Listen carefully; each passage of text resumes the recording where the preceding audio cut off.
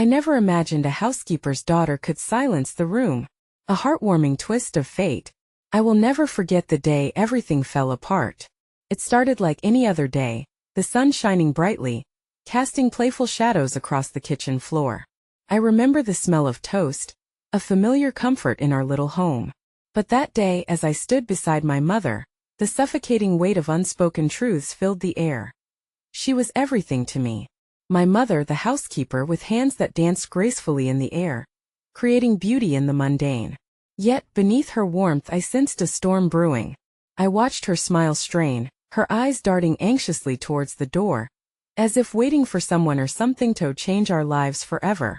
I could feel it, a tense heartbeat in the room, echoing the uncertainty that gnawed at my soul. The house was a magnificent estate, filled with secrets and whispers of the wealthy. I often wandered its vast hallways, catching glimpses of lives lived without worries. Their laughter floated through the air like a sweet perfume, but I remained an outsider. Yet there was one room that always intrigued me, the grand parlor. It held an air of mystery, as if it contained the very essence of unbidden dreams. That evening, I found myself drawn to it, heart-racing curiosity pulling me in. The heavy door creaked open and I stepped inside, my breath catching in my throat. A circle of the elite surrounded a piano. They were dressed in silk and gold, their laughter cutting through the stillness like a blade. And then it happened. My eyes locked onto Ella, the housekeeper's daughter. She stood so small, yet somehow commanded the space around her. A hush fell over the room as she began to sing. Her voice pure, haunting, wrapped around us, binding our breaths in an unexpected silence. In that moment every heart in the room, no matter how guarded, ached and softened, but as the last note faded, gazes turned from Ella to me. Who was I to be standing there? My hands trembled, and a heaviness settled in my chest. I felt the weight of their judgment, like knives piercing through the thin fabric of my confidence. How could a housekeeper's daughter hold such power while I stood frozen, a mere shadow lurking in the corner? Just then, the door swung open abruptly, and in strode Mr. Aberdeen, the owner of the estate, his presence thunderous, his face lined with confusion. He locked eyes with me, but before I could understand the storm brewing within him, he pointed a finger at Ella. Silence grew thick, suffocating the joy. "You shouldn't be in here," he barked, and a collective gasp filled the room. A chorus of whispers that crept into my ears, wrapping around my reality like creeping vines. I stood there, eyes begging for understanding. But all I could hear was my heart pounding, drowning in an ocean of chaos. What would happen now? Would the fragile connection we shared dissolve in an instant? Or was this just the beginning of something unimaginable that would change us all forever? Hey, before we continue with this amazing story, I need to give you an important heads up. Many subscribers have reported that YouTube unsubscribed them without warning. Take a quick second to check the red button below to make sure you're still subscribed to the channel. I'd hate for you to miss any of the exclusive content coming soon. And while you're there, smash that like button, it really helps me out with the algorithm. Oh, and tell me in the comments, which city are you watching from? I love getting to know every amazing person who's part of this community. Your participation makes all the difference. Let's connect. The tension in the grand parlor surged, as if the air itself had grown heavy with expectation. Ella's eyes darted between Mr. Aberdeen's furious glare and mine, her song still hanging in the silence. A gasp escaped her lips, a flicker of fear crossing her features before she composed herself and lowered her gaze. My heart sank. In that moment I saw the weight of her world pressing down on her. "Get out, both of you," Mr. Aberdeen commanded, his voice slicing through the room like a knife. The guests shifted uncomfortably, exchanging furtive glances, their laughter now a distant memory. I felt like the villain in a story that had turned dark, but I had done nothing except be entranced by Ella's voice, wanting to offer her the validation she deserved. Without thinking, I stepped forward, my own voice trembling as I spoke. "Please, she was just enough." He turned his icy stare on me, silencing my plea. The world around us faded into nothingness, leaving just the three of us, Mr. Aberdeen, Ella, and me, ensnared in a moment of harsh reality. I wished desperately for courage, for words that could bridge the chasm stretched wide between us and the judgment of the elite. But an invisible wall felt as robust as stone. Ella took a step back, her small frame seeming to shrink beneath the weight of his reprimand. "I'm sorry," she murmured, the warmth of her voice extinguished. "I'll go." She turned and walked towards the exit, the flickering hope in her eyes replaced with shadows of disappointment. "Wait," I called out, instinctively moving to chase after her. But before I could reach her, Mr. Aberdeen's arm shot out, blocking my path. "You'll stay right where you are. You have no idea the trouble you've stirred." I couldn't comprehend how I, a mere passerby in their world, had set off this turmoil. "She was beautiful," I murmured more to myself than to him. "She deserves to sing." "Enough." His voice boomed like thunder, a stark reminder of the gulf between us. "This is not your place. You are here to serve, not to disrupt." Those words hung in the air, casting a shadow over my heart that felt as cold as winter's grasp. I wanted to scream, to fight against his arrogance, but deep down I feared he was right. I was the daughter of the housekeeper, raised to play a role that would never intertwine with the elegance of the lives around me. As the door swung closed behind Ella, the pin-drop silence in the room transformed into muted whispers, echoing tales of what had just transpired. Guilt washed over me, mingled with a soft, nagging sensation that perhaps Ella wasn't meant to be confined to the fringes of this life. I glanced around the room, my cheeks flushed with shame at drawing the scorn of the elite. Yet, their gazes were locked on the door where she had vanished, and what struck me was the sadness mirrored in their expressions. Perhaps they too longed for something beyond appearances, but my thoughts were interrupted by Mr. Aberdeen's voice. "Get back to work. I want the two of you gone from this house by morning." A sense of dread gripped my heart. We would have to leave the only home I knew, merely for witnessing a moment of grace. As I forced myself to nod and walk towards the kitchen, tears pricked the corners of my eyes, blurring the grandeur of the estate in front of me. Each step felt as if I were moving further away from Ella, from the connection we had almost built. "You'll be okay," my mother said gently, noticing my stricken face when I returned home. She reached out, brushing my hair back from my forehead. "These things happen. Rich folks can be fickle." Her words were meant to console, but they only deepened the turmoil within me. But even in the midst of my despair, a flicker of defiance kindled. What if I didn't have to accept this fate? What if I sought out Ella to tell her she was more than what Mr. Aberdeen believed? Did she know the power she held? As night fell, enveloping the house in a cocoon of stillness, the urge to find her surged within me. And what I discovered turned my world on its axis. I tiptoed through the dimly lit halls, guided by the bittersweet melody echoing in my mind. Heart pounding, I finally reached the doorway that led to the sprawling gardens outside. A place where dreams blurred with reality. And there, beneath the moonlight and starlit sky, I saw her. Ella sat on the steps, her shoulders trembling as she wept silently. My heart twisted at the sight. Every moment we had shared rushed back, igniting an urgency in me to reach out. "Ella," I whispered, cautiously stepping closer. "Please don't cry. You have a voice that could change everything." But as my words hung in the air, the shadow of a figure loomed behind me, an unwelcome parenthesis to my fragile moment. "What are you doing here?" The voice cut through the serenity of the night. I turned, frozen in place as Mr. Aberdeen appeared, his presence as foreboding as a thunderstorm brewing. What would come next? The fear gripped me once more, but before I could answer, his eyes narrowed, and we stood on the precipice of a life-altering confrontation. That heartbeat of silence, my world, the one I thought I understood, teetered on the brink of unknown possibility. Ella looked up slowly, her tear-streaked face illuminated by the silvery glow of the moon.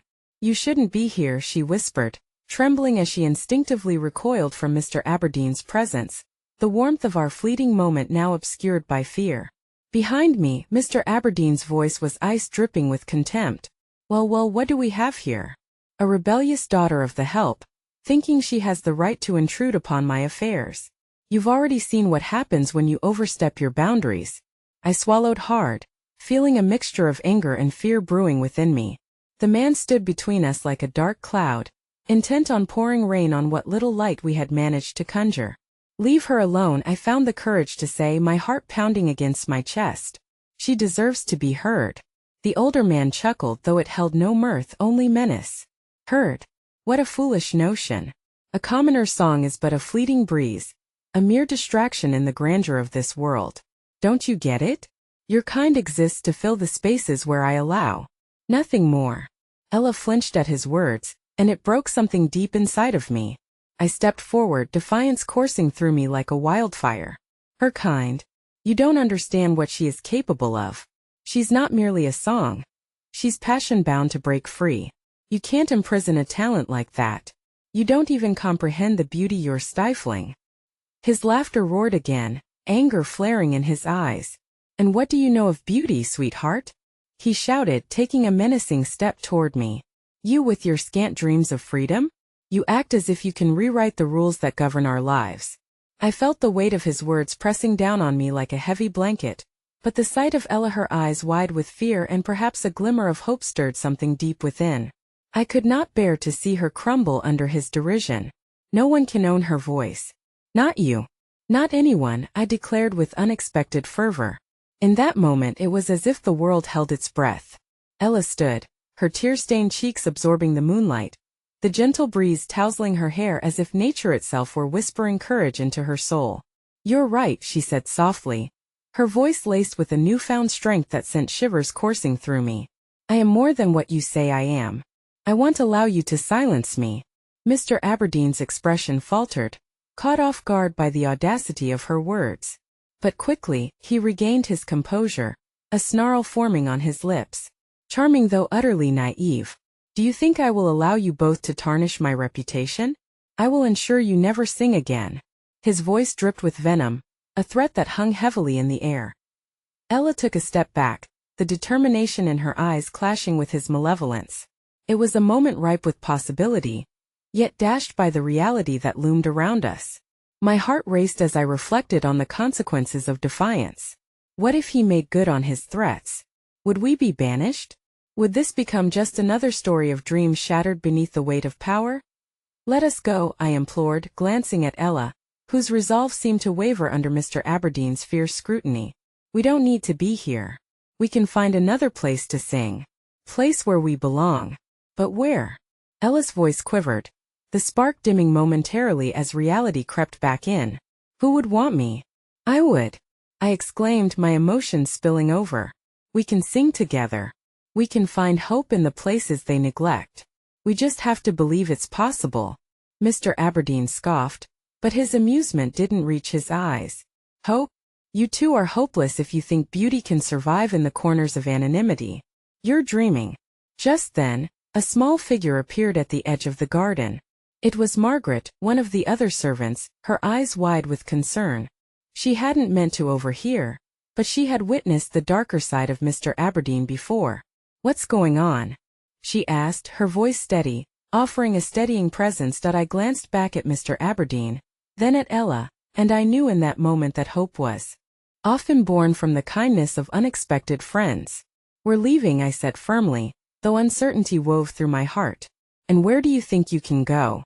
Mr. Aberdeen's voice rumbled with laughter that held no joy. You're both trapped. I can make sure you're never heard from again. Before I could respond, Margaret stepped forward, her petite frame dwarfed by Mr. Aberdeen's imposing figure. If you want them gone, you'll have to face me too, she said with surprising strength. You can't just push them around. Not again. The air between us thickened palpably, taut with tension as I felt hope mingle with trepidation. I knew in my bones that if I didn't act now, we would all remain prisoners to his tyranny. Just as I was about to speak, Ella's hand grasped mine, an anchor in the storm swirling around us. No more, she breathed, determination radiating from her.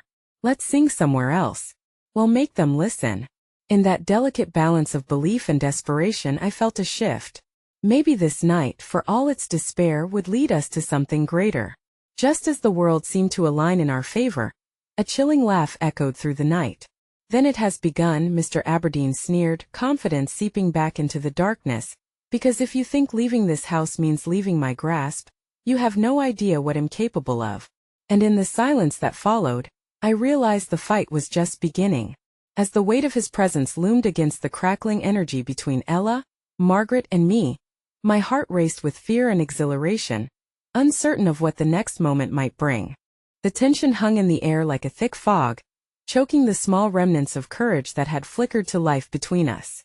As Mr. Aberdeen's words bled contempt, I felt Ella's grip tighten around my hand, grounding me amid the chaos swirling within. I tried to draw strength from that grab, but doubt flickered like shadows at the edges of my mind. Don't you dare threaten them. Margaret's voice trembled slightly, but it was unmistakably fierce. She stood between us and the monster of privilege, her eyes ablaze with imperfections that reflected strength rather than weakness. It was clear she had witnessed too many atrocities hidden beneath the glimmering facade of wealth and power, and for the first time, I saw her as more than just a servant. She was a brave warrior in our small corner of the world. Mr. Aberdeen scoffed, rolling his eyes as if we were mere children, not realizing the gravity of our rebellions. You think you scare me with this show of defiance? He spat, stepping closer, his shadow suffocating. You're just like moths drawn to the flame, destined to burn. But there was something in Ella's eyes, something that refused to succumb to his malice. She met his gaze with a mixture of defiance and sorrow, a silent acknowledgement that neither of us deserved to be here. We might burn, but we will light the way for others, she declared, her voice steadying as it rose against the darkness. A flicker of surprise crossed Mr. Aberdeen's face, ill-equipped for this unexpected twist of the evening. How touching, he sneered, and futile. You think that fire can lift you higher? I assure you it will only leave you as no, I countered, urgency coursing through my veins. We refuse to be caged any longer. Well, sing louder than your threats.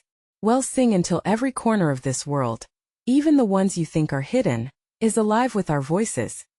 Margaret nodded, her solidarity strengthening our fragile resolve. You can't silence us, nor will you keep us in the dark, she added, her earlier trepidation fading to emboldened conviction. We carry the stories and the songs that you'd prefer were forgotten, but we'll carry them to the light. Together. Before Mr. Aberdeen could muster another scornful reply, a commotion broke out from somewhere beyond the garden. The sound of raised voices and hurried footsteps intruded upon our moment of rebellion. All three of us turned our heads toward the noise, confusion rippling in the air. But I couldn't help but feel a spark of hope. Change was brewing, a reckoning. The distraught voices drew nearer, reverberating through the moonlit night. Let them go, you monster! Someone shouted. I glanced back at Mr. Aberdeen, and I could see the anger boiling beneath his surface, threatening to burst forth. He turned sharply, the darkness about him shifting as if it feared his wrath. Who dares? Before he could finish, the source of the clamor emerged from the shadows and stepped into the faint light. It was Philip, the younger son of the Aberdeens, his face drawn with worry and an inexplicable ferocity. You won't harm them any longer, he exclaimed, stepping decisively forward. A quiet tension washed across the group as Philip's presence shifted the dynamics of power. The familial ties of loyalty appeared not to bind him to the tyranny of his father, instead transforming him into an unexpected ally. Philip, Mr. Aberdeen turned, disbelief etched across his features. You have no idea what you are getting yourself into. That I know enough, Philip shot back, his voice unwavering. You've terrorized these people long enough. It's time you pay for your actions. Ella and I exchanged glances filled with a mix of surprise and cautious hope. Could it be? Did we have found a light in this darkness? And what do you think they'll do about it, Mr. Aberdeen taunted, but his confidence wavered slightly as he faced his son. What they will do, Philip said, is break free from this house that has choked the life out of them and out of you. He took a breath as if channeling momentous energy. No more. You will not use your wealth to hurt others. You will not turn their voices into silence. The wall that had long kept me silent began to weaken, and the weight of Mr. Aberdeen's power that loomed over us seems to flicker now with uncertainty. We're not just employees or charities, I said, pushing forward, buoyed by Philip's courage. We are human beings with dreams and passions and songs that deserve to be heard. These words. Mr. Aberdeen's face contorted with rage. You are nothing without my influence. You are as good as my shadows. Philip stepped nearly toe-to-toe with his father, and I marveled at how an unexpected bond had forged between us in this moment of crisis. You're wrong, he asserted, and behind his words lay the weight of a profound revelation, a potential shift neither of us had dared to dream but that was now too real to turn away from. Their beauty is born from the deepest struggles. You cannot extinguish what refuses to yield. The air crackled, and even though the confrontation sent shivers through my spine, I felt buoyed by the unfolding camaraderie. Perhaps we could rise from these ashes together. But just as that thought began to blossom, The door to the estate swung open with such force it rattled the very ground beneath us.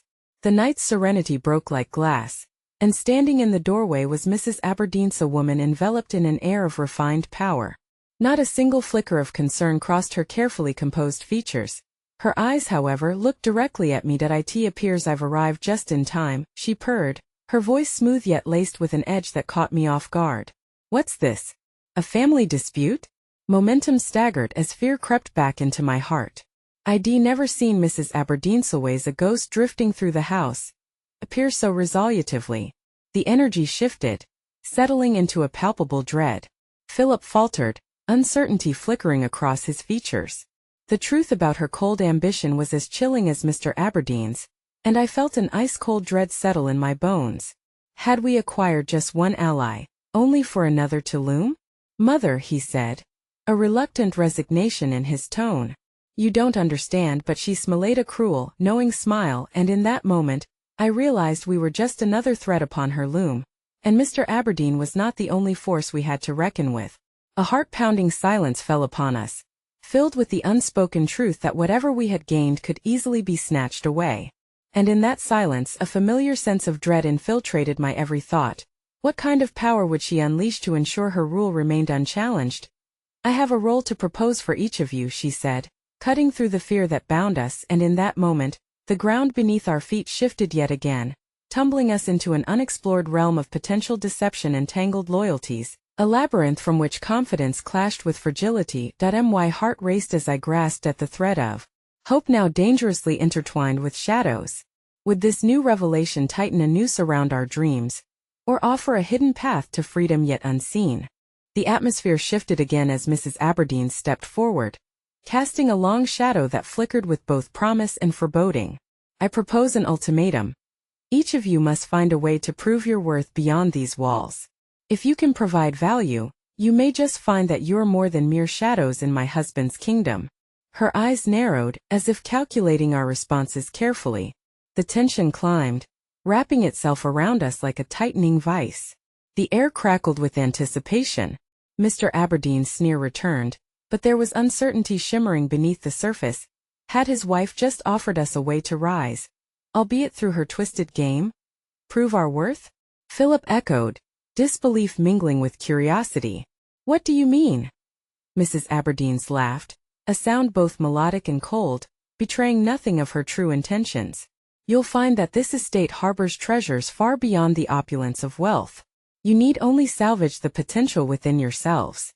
I'll hand you the tools, but it's your responsibility to wield them wisely." In that moment, the thought both exhilarated and terrified me.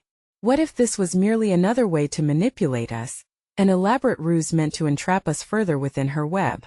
Yet, deep within, I felt a stirring glimmer of potential igniting like a flame in the dark. "Tools?" Margaret whispered, her brows knit in confusion. She seemed uncertain about how we might fashion a path from servitude to freedom. "What kind of tools? How can we trust you?" Mrs. Aberdeen's tilted her head, a glint of amusement in her eyes. That's the challenge, isn't it? Trust is a fragile commodity in a realm built on dominance. But consider this a test, a trial on which your future hinges. Gather the stories and passions that have lain dormant. Cultivate your talents in secret. Excel, and I assure you, you'll find yourselves in a position neither of you might have dared to dream. Philip frowned, his brow creasing. "What happens if we fail?" "Failure? How dreadfully dull," she replied with a playful mockery. "Failure may lead to a life a bit less comfortable. Success will yield privileges you've never imagined. And of course, should you reckon yourselves incapable, I can assure you I won't have to face the consequences of your shortcomings. The lessons of survival are more compelling when the stakes are personal." Looking around at the faces wrought with uncertainty, I felt every heartbeat echoing in the silence. I knew what must be done. We've carried dreams and stories within us for so long. If our worth is to be measured by what we create when pushed against the wall, then let's show her what we can become. Margaret nodded slowly, an uncertain smile creeping across her face as Ella interlaced her fingers with mine, her faith in my words igniting a different kind of courage. Together, Ella murmured, her intent clear. "We go against the odds and well do it with the heart of a warrior." But as a small wave of hope began to swell, Hoping to eclipse the darkness of Mrs. Aberdeen's proposition, doubt lingered in the corner of my mind. How could we possibly match the expectations she would demand? I cast a furtive glance at Philip, harboring a silent question of alliance. Would he stand with us against the storm we were sure to face? His eyes, filled with the rawness of his own internal tumult, crinkled slightly at the corners, and I sensed a flicker of understanding. I will find a way, he promised, though even he couldn't conceal the trepidation behind his confidence. Yet, before another moment could transpire in this fragile unity, the sound of crashing glass shattered our deliberate calm, echoing ominously from within the estate. We turned, hearts pounding, as a figure emerged from the shadows. An image that rendered the air electric with fear. It was Clara, the kitchen maid whose spirit had always seemed curiously untethered. Tears streamed down her cheeks, pooling into a reflection of anguished determination that resonated with all of us. Clara, I gasped as her presence ignited urgent questions. What happened? They're coming. They're closing in. We must flee while we can, she cried, breathlessly weaving through the garden, her body trembling. The manor, it's not safe anymore.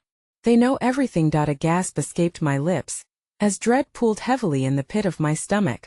The possibility of betrayal bore down upon me like a stone, crushing the budding hope and solidarity. Were we being cornered before we could even escape the shadows? I looked toward Philip, panic flaring in his eyes. What do we do? He asked, the echo of uncertainty resonating in his question. Mrs. Aberdeen's expression darkened, her plan now thrown into disarray. Clara, there's no time, she started, but Clara pushed through the tension. You've betrayed us, as have your alliances, Clara shouted, her voice steady and resolute. But we refuse to be silent flies in your web of deceit. The garden seemed to echo with budding rebellion and hope, even as fear pooled to an unyielding crescendo. But what could we do? There was no clear path.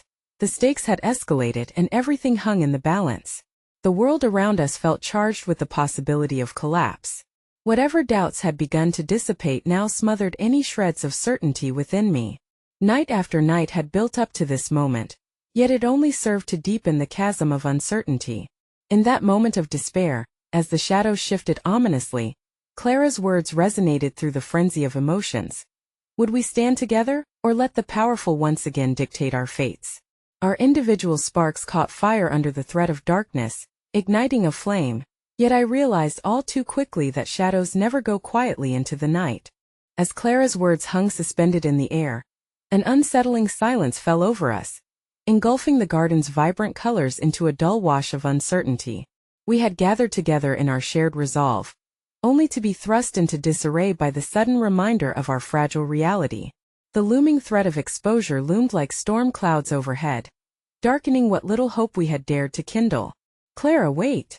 I shouted, clutching at my rising apprehension. What do you mean they know everything? Clara's eyes darted nervously, her breath rapid and uneven. I overheard them, Mrs. Aberdeen's and Mr. Aberdeen. They're plotting against us. They intend to keep us under their thumb forever. They see our potential as a threat to their power. We need to escape. Tonight. The urgency in her voice sparked a fleeting thought within me. Escape. The very idea left me torn between fear for our futures and a desperate yearning for the freedom to become more than the expectations laid upon us. Would running from our circumstances grant us liberation, or only cast us deeper into despair? Escaping might be our only choice for now, Philip interjected, meeting my gaze. But what if we can't do it? What if we're caught? They'll break us. That I wanted to reassure him, to weave a tapestry of courage from our fears. But the weight of understanding that lingered in Clara's warning left me grasping for answers. We're not powerless, I insisted, though my voice trembled as the words left my lips. Whatever we do, we need to uphold the seeds we've sown in our hearts. We can't let them extinguish our dreams. Mrs. Aberdeen's, who had stood momentarily still, now stepped forward, her gaze icy and calculating. Oh, Clara, you do underestimate my kindness, don't you? She purred, her voice deceptively soothing. The contrast to the storm brewing in her tone was alarming, and I watched as the confidence dashed across Clara's face faded into uncertainty. You believe you can slip away like little shadows, somehow escape the truth? Know this, betrayal only breeds consequences. What do you think you'll do to us? Clara spat back, the fierceness in her eyes igniting a flicker of warmth within my own heart. Your reign of terror ends today. We resist not as servants, but as equals who see the light of our potential. Mrs. Aberdeen's laughed softly, a sound that felt like shards of ice against our resolve. Oh dear girl. Your passion is admirable, but delusion will only lead you to greater despair. Her gaze shifted toward the towering walls of the estate, the ivy-wrapped facade suddenly feeling as if it were closing in on us. You've all embraced this idle dream. Remember, my rules are unyielding, and I relish in setting the stage for your inevitable failures. Perhaps we could turn this around, I whispered, a sudden thought taking shape in the crux of my panic. What if we harness the talents she spoke of? What if we create a plan within these walls, gain their trust, and spearhead a way to escape? The group fell silent as my words sunk into the intensity of the moment. Clara's eyes lit up with a semblance of excitement, mirroring the rising tide of inspiration washing over each of us. There's strength in unity, Margaret added, her voice gaining momentum. Let's craft our own narrative amid their facade. Art, music, storytelling. If we embody the heart of what we are meant to be, they won't be able to suppress our light. Well, show them who we are. Heady with the adrenaline of rebellion, we nodded in agreement. The dream of escaping our servitude transformed into a powerful rallying cry for our souls. If we could show them our worth, we could forge a path not just for ourselves, but for those who had been silenced by fear. But before we could solidify our plan, a deep and menacing voice broke through our newfound determination. And who said I would allow that? We spun around, eyes wide, as Mr. Aberdeen emerged from the shadows, flanked by two imposing figures. The oppressive energy draped over us like an executioner's hood, suffocating the dreams we had dared to cradle moments before. Clara gasped, her resolve wavering as we instinctively formed a protective circle around her. You cannot intimidate us into submission. We won't allow it, she shouted, her voice carrying a fierce resolve even under the weight of the threat before us. But this is where you misunderstand the game, Mr. Aberdeen replied, his gaze narrowing dangerously as he advanced. You think you've found light, but you've only stumbled into darkness. This game, sweet children, is not one you can win. I assure you, my beloved wife may have offered you an illusion of choice, but know this, the walls of this estate will never truly let you go. We exchanged glances, each of us grappling with the gravity of intimidation pressed against the hopes we had dared to share. The road ahead would be marked with challenges, but in the shadows of impending confrontation, I refused to surrender. Ready the stories, I murmured to the group, a newfound conviction rising in my heart. Whatever happens next, we will weave a tale they will never forget. As Mr. Aberdeen stepped closer, a chilling smile creeping across his lips, I suddenly felt a rumble beneath the earth at our feet. The very foundation of our lives seemed to tremble, as if the estate itself recognized the resilience we harbored. And in that fleeting, dire moment, I realized we had not just ignited our hopes, we had drawn forth an impending reckoning. Unbeknownst to us, the shadows had begun to shudder, marking the start of an emotional storm that would bind us together in unforeseen triumphs and heart-wrenching trials. The path of hope blazed bright, yet unknown dangers approached, ready to engulf us, shaking the very core of our resolve. The dread that hung in the air thickened as Mr. Aberdeen's menacing grin spread wider, revealing a glimpse of the darkest corners of his ambition.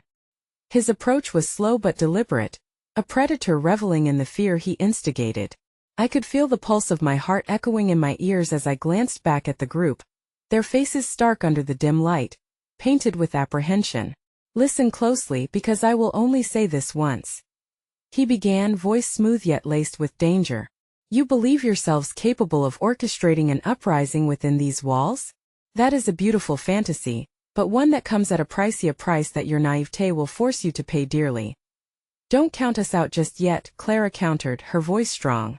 Your threats only reinforce our resolve. We have dreams that can't be suffocated. Her courage was a beacon, but even I felt our moments of strength begin to waver under the weight of his unyielding power. Dreams, he scoffed, throwing his head back with laughter that chilled me. Each echoing note carried the hint of his intent to destroy anything fragile we dared to nurture. You think dreams matter in a world governed by cold facts and iron will? I will show you the consequence of your delusions. But before he could continue his tirade, a low rumble pulsed once more beneath our feet, amplifying the tension that clung to us. It was unsettling, not just a tremor from the estate, but a spark of something beyond, something we couldn't grasp yet. Or perhaps it was our own spirits igniting in defiance against the imprisonment we had become so accustomed to. As if sensing the discord within the group, one of Mr. Aberdeen's companions, a tall figure with a hardened face, took a step forward. Perhaps you should listen to him, dear children. Knowledge is power, and we know much about your aspirations. His tone was unusual, softening slightly as he scanned each of us with an intensity that felt oddly human for a moment. Does it hurt to know your dreams are just that? He posed, but I could sense something deeper in his expression, something akin to pity, an inexplicable flicker of empathy that caused me to take a step closer. Don't you understand? I found myself imploring as I locked eyes with him. This isn't just about us. It's about breaking chains that bind others. If we find the strength to rise, so may others trapped in fear. Wouldn't you want to be part of something greater? The moment hung in suspense, the other figure glancing at his companion and hesitating, just for an instant, an infinitesimal crack in their facade. This isn't a game, girl, Mr. Aberdeen scoffed, narrowing his eyes at my audacity. You think that mere words can pull those who seek to control you into submission? You're fooling yourself.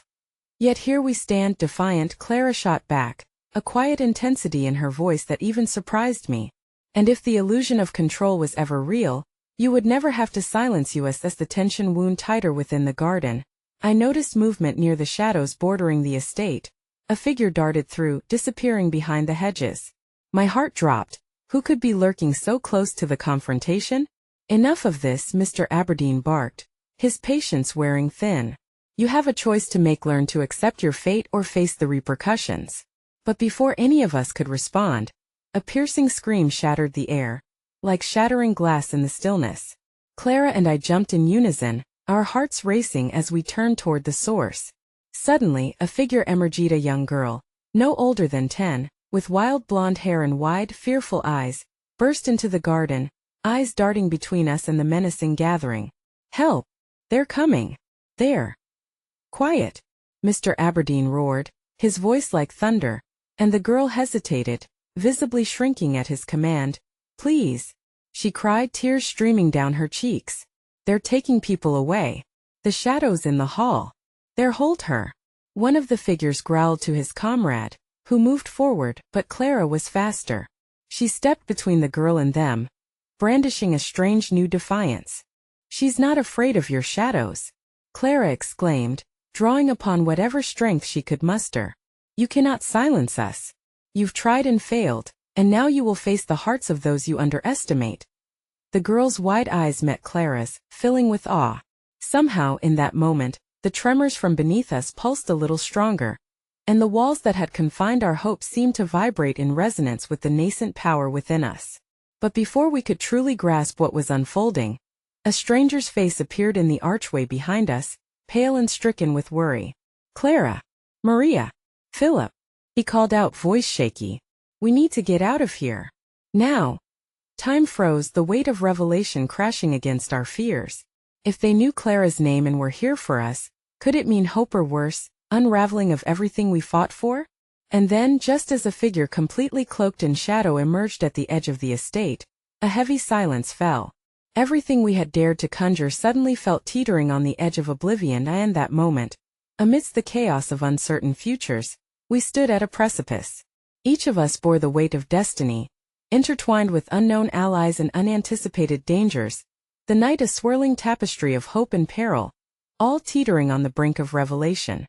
The shadows loomed closer, but amidst the darkness, the girl Maria stood like a small flame refusing to extinguish.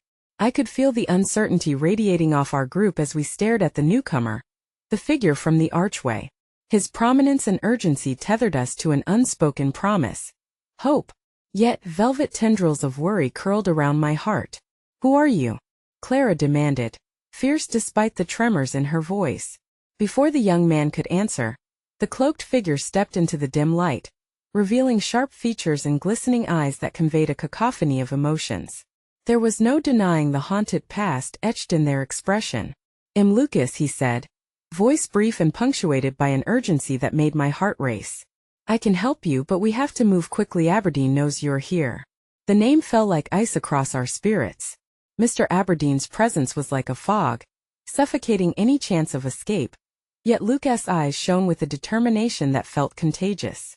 The little girl shifted, glancing at me as if silently pleading for reassurance that everything would be okay. "Help us?" I echoed just above a whisper. The room felt smaller, the air heavier, as we held our collective breath. There had been whispers about individuals defying Mr. Aberdeen's grasp on the community. Could Lucas be one of those few? Somehow, I longed to believe that the tide had begun to turn, yet uncertainty clung stubbornly to my thoughts. Why father he was taken, Lucas spoke quickly, devastating the hope beginning to swell within me. "They're coming for all of us. You don't understand the full extent of this place. There are secrets trapped behind these walls, and I know how to uncover them." Before I could respond, Mr. Aberdeen's sneer shattered the moment, his laugh echoing through the garden. "Do you truly believe your pathetic rebellion can stand against me? This is nothing but a game to buy you time before your inevitable descent into despair." "Enough," Clara shouted, her composure faltering just briefly, but still maintaining the fire. "We won't be dismissed as pawns and your twisted game ends here." The tension swelled as the laughter subsided, replaced by an uneasy stillness. The girl Maria took a small step forward. "I can help too," she said, her voice trembling yet fierce. I can hear things, the whispers in the walls. The shadows move at night. I can show you where they take people." "Maria, no." Lucas gasped, panic flashing across his face, but it was too late. Her small stature resonated with strength that compelled us, uniting our fates. A flicker of belief ignited within me, igniting candles of uncharted possibilities. "Show us," I urged. "If there's a way to expose him, we'll fight together." A deep scowl marred Mr. Aberdeen's face, his eyes narrowing as hostility surged through the garden. "You truly wish to delve into darkness? Then be prepared to face catastrophic consequences." With a series of hurried nods, Maria led the way, her small hands searching for familiarity as we trailed behind, clutching tightly to the fragments of courage still left within us.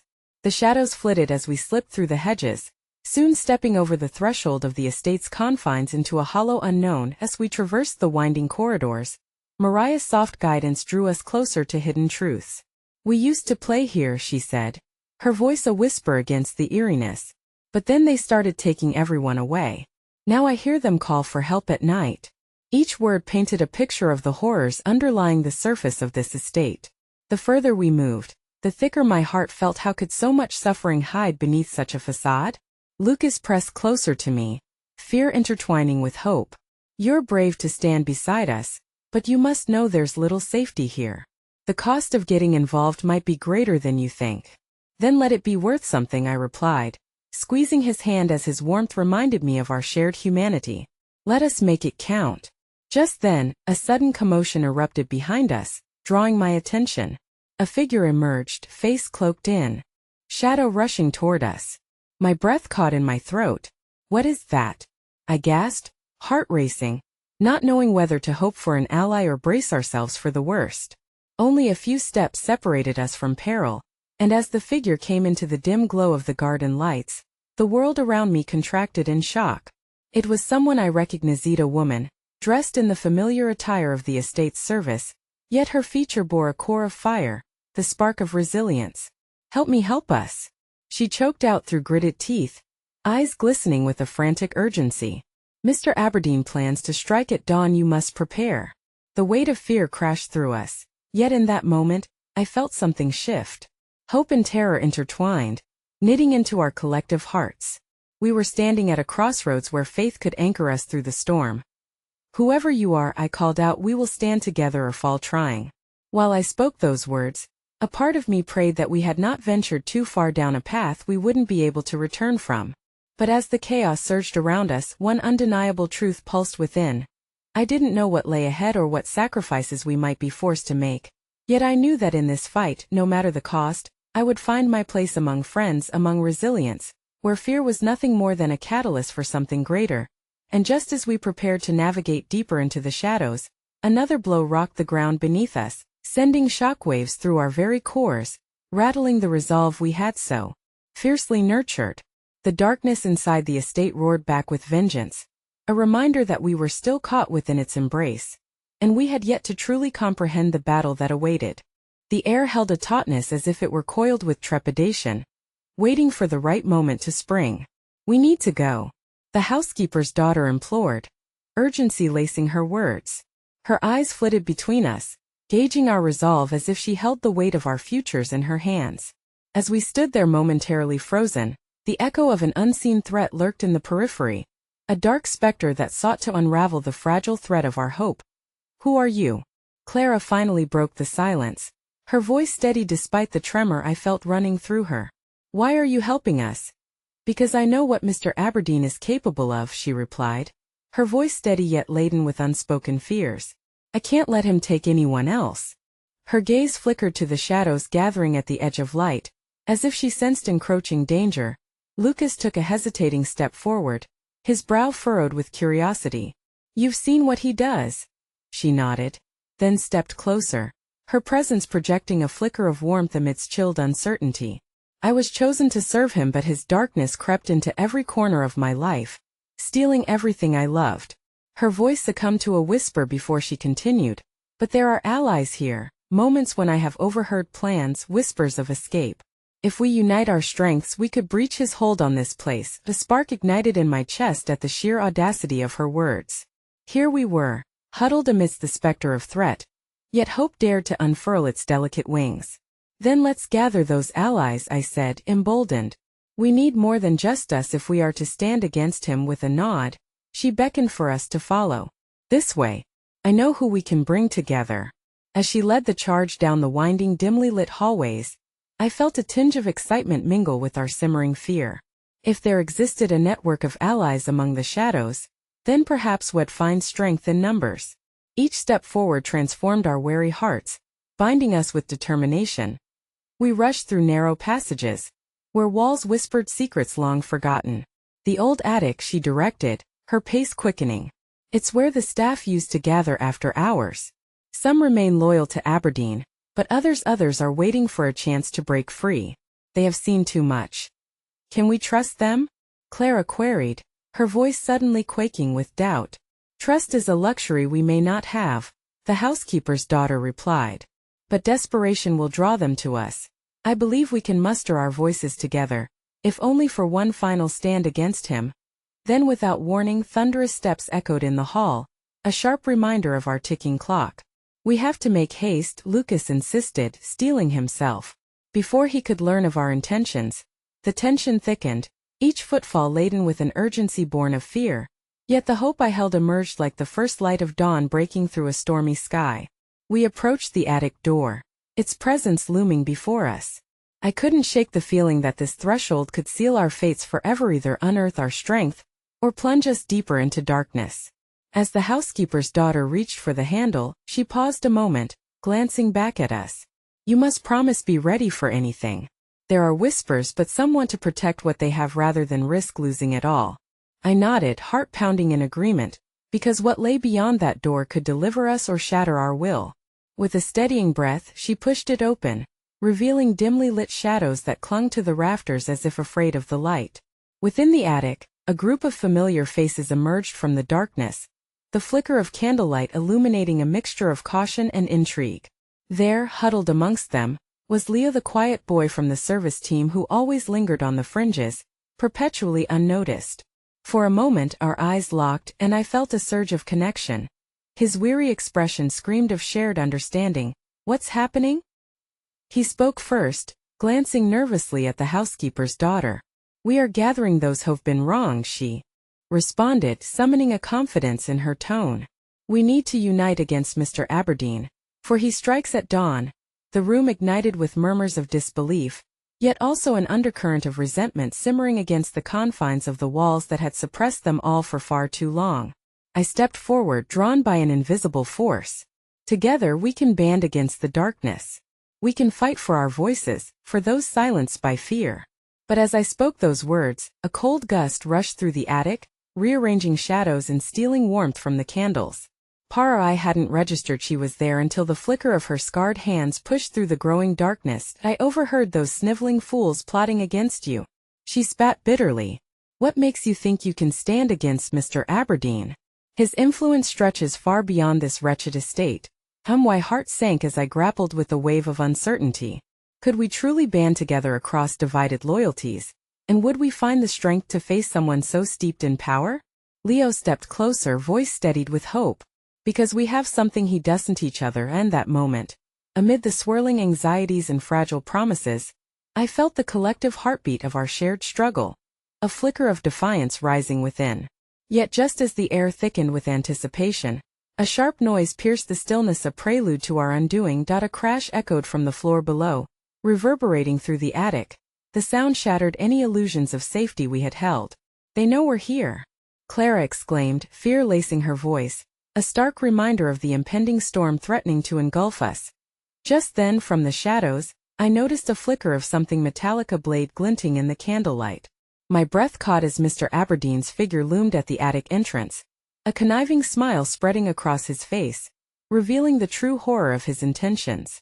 "Did you think you could simply plot against me?"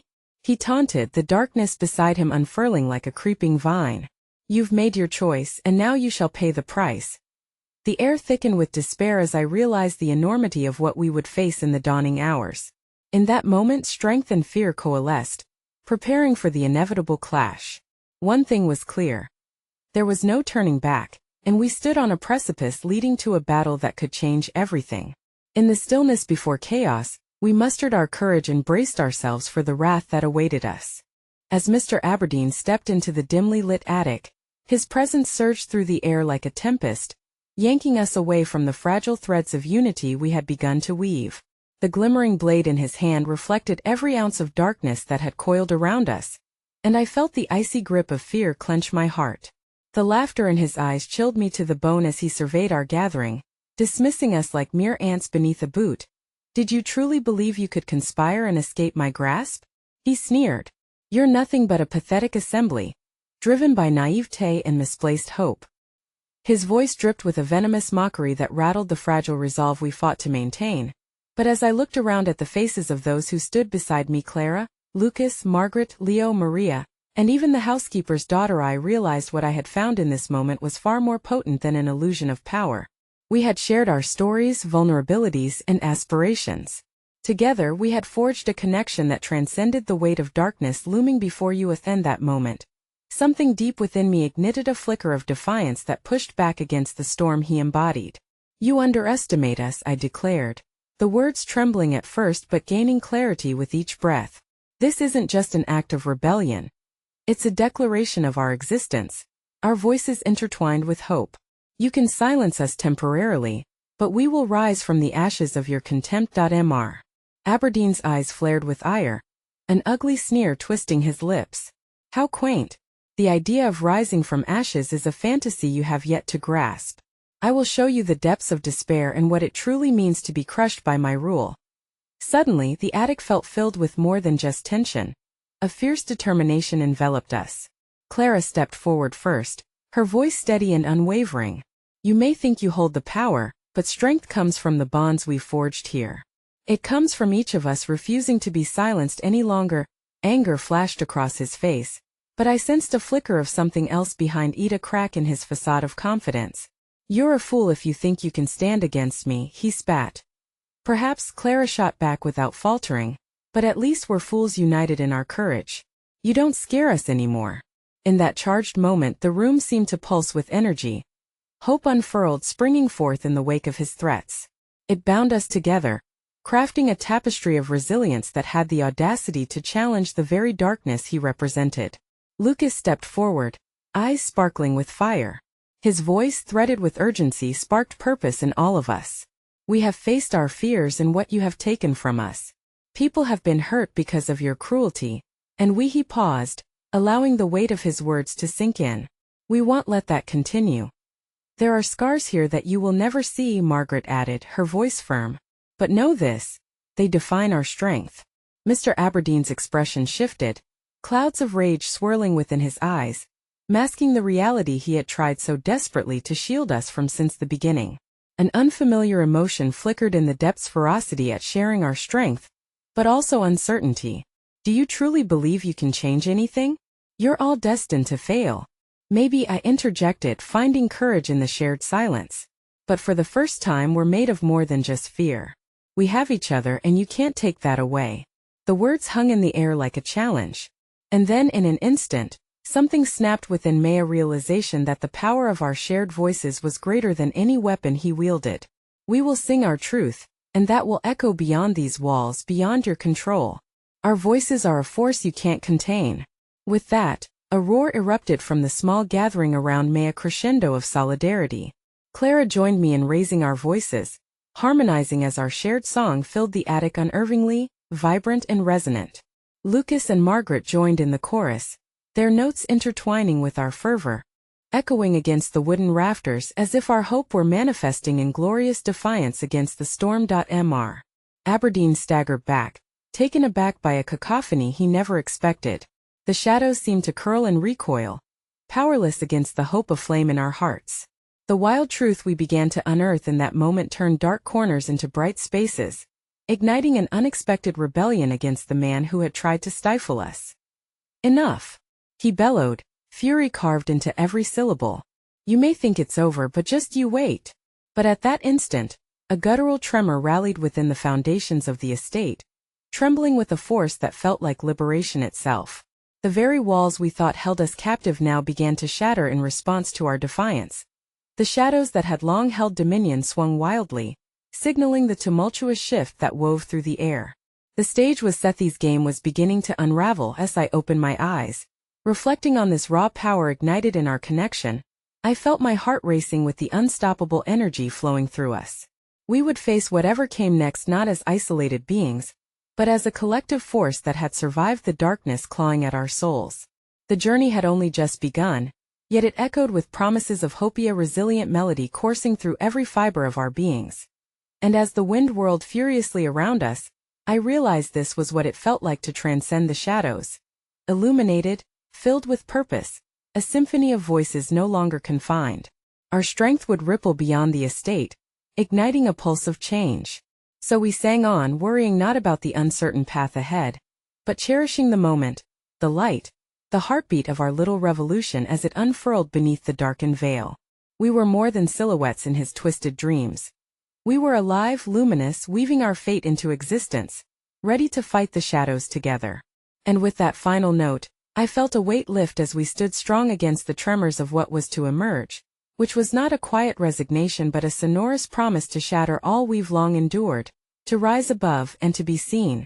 What lay ahead might be daunting, but within our hearts, a new dawn awaited. Together, I whispered, the swell of voices around me fortifying my spirit with a fervor that echoed a poignant truth. We were destined to break free, and the world would never forget this moment when the keeper and the shadows finally fell apart. And triumphantly we would rise,